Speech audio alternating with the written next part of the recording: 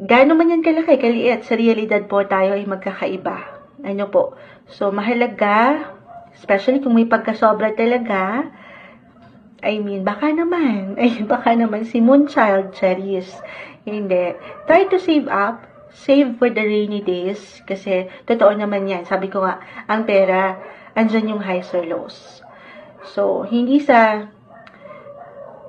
mo paglalaanan ng sarili dahil deserve mo yan, lalo pa nga po kung ito ay something na pinag-alayan mo ng tiyaga, ng efforts, ng puyat, pero alalahanin mo lang din yung hindi pagkasobra. Balance.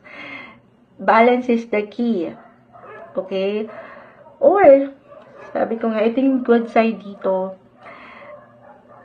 Ang ganda kasi money will flow. Pagkasobra pa nga napapasok. At dito, marami kang pwedeng ma-afford.